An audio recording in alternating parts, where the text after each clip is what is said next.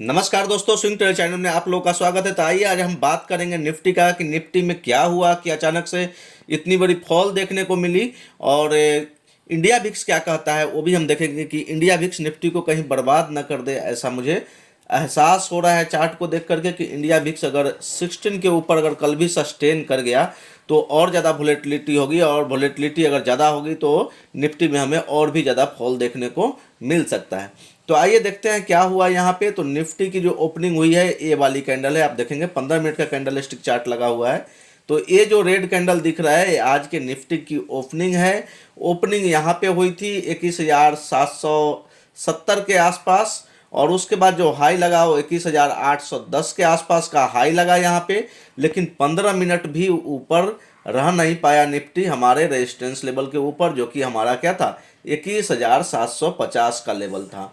तो यहाँ पे देखेंगे 21,760 के आसपास यहाँ पे एक रेजिस्टेंस बना, और वहाँ से मार्केट ने थोड़ी सी फॉल देखने को मिली। उसके बाद फिर से हमें रिकवरी भी देखने को मिली, लेकिन फिर स्लोली स्लोली मार्केट जो है वो 3 बजे के आसपास से फिर गिरना स्टार्ट हो गया। और उसके बाद देखेंगे कि कंटिन्यूअस 3-4 रेड कैंडल 15 मिनट्स के कैंडल स्टिक चार्ट पे बन गया। तो ये क्या हुआ था, यहाँ पे एक गैप अप ओपनिंग हुआ था, जो कि था गैप अप आप देखेंगे तो कितना का था 21,400 तक। तो अगर अब नेक्स्ट फॉल आता है, अगर यहाँ से भी ये निफ्टी का जो लेवल है वो 21,500 का हमारा सपोर्ट था, और एग्जैक्ट 21,505 का आज लो लगा है। तो अगर 21,500 को अगर ब्रेक करता है तो निफ्टी 21,400 तक आ सकती है। कहाँ तक आ सकती है? 21,400 तक इजिली आ सकती है, एक गैप फिल करने के लिए। ये वाली जो आपको गैप दिख रही है इस गैप को फिल करने के लिए, जब गैप फिल करने के लिए आती है तो थोड़ा सा और लंबा भी हो जाता है, थोड़ा और नीचे तक भी आ सकती है।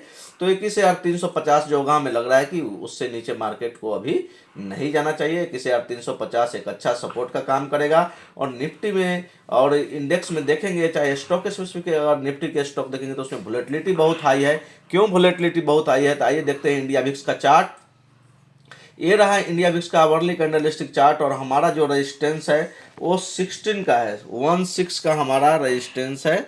और आज देखेंगे तो 16 के ऊपर इसकी क्लोजिंग हो गई है। यहाँ पे क्लोजिंग हुई है वो 16.25 के ऊपर क्लोजिंग हुई है, और हमें लग रहा है कि 16 के ऊपर क्लोजिंग हो चुकी है। अब अगर इसके ऊपर वोलेटिलिटी बढ़ी, अगर कल थोड़ा सा वोलेटिलिटी डाउन होता है, 15 के आसपास आता है, तो मार्केट के लिए बहुत अच्छा रहेगा। अदरवाइज आप देखेंगे कि 16 के ऊपर की अगर भिक्स रहता है तो फिर बड़ा मूव भिक्स में होगा, और भिक्स अगर बढ़ेगा तो निफ्टी में हमें और फॉल देखने को मिल सकता है। हमारा अब नेक्स्ट लेवल क्या होगा, तो आइए देखते हैं इंडिया विक्स का weekly candlestick chart. Weekly candlestick chart जब आप ओपन करेंगे तो यहाँ पे आपको राउंडिंग अप पैटर्न देखने को मिल रहा है, जिसका मैं बार बार आपके साथ चर्चा कर रहा था कि इंडिया विक्स जो है वो ऊपर की ओर जाएगा, और ये जब ऊपर की ओर जाएगा तो बड़ा फॉल हमें देखने को मिल सकता है। तो अभी जो विक्स का जो लेवल आएगा वो 22-23 का आएगा, एक रेजिस्टेंस हडल। और हमें लग रहा है कि 22-23 तक मैक्सिमम जा करके, और वहाँ से फिर थोड़ा सा निफ्टी कूल डाउन होगा। अभी 6-7 ट्रेडिंग सेशन अभी जो रहेगा वो हाई वोलेटिलिटी के साथ ट्रेड करेगा। जब तक बजट सेशन खत्म नहीं होता तब तक विक्स बहुत हाई रहेगा। बजट सेशन के दिन आपको बड़ा मूव देखने को मिल सकता है।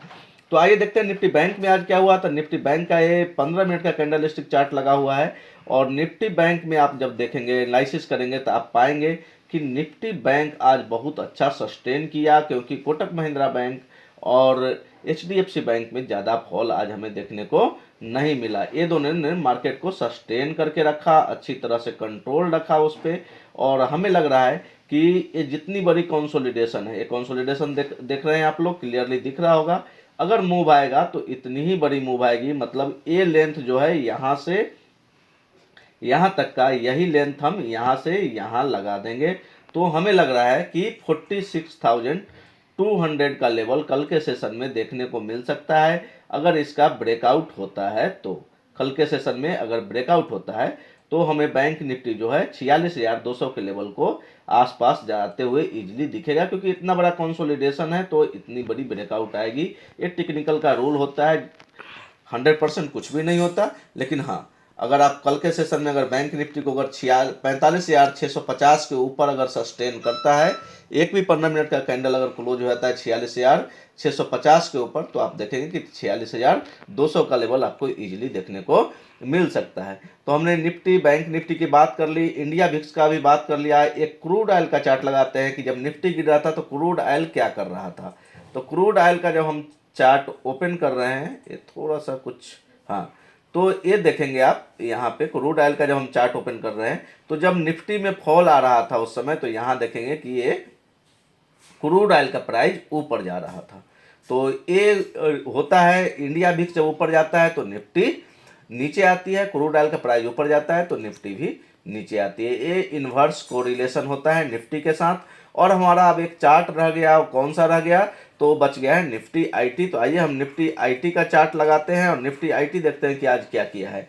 निफ्टी आईटी में देखेंगे तो मॉर्निंग सेशन में स्टार्टिंग में निफ्टी आईटी ने काफ़ी अच्छा इम्प्रूवमेंट दिखाया था, काफ़ी अच्छा सस्टेन कर रहा था ऊपर की ओर, लेकिन फिर से आप देखेंगे तो यहाँ से सेलिंग प्रेशर स्टार्ट हुई और कंटिन्यूअस आईटी जो था वो नीचे की ओर फॉल होते रहा।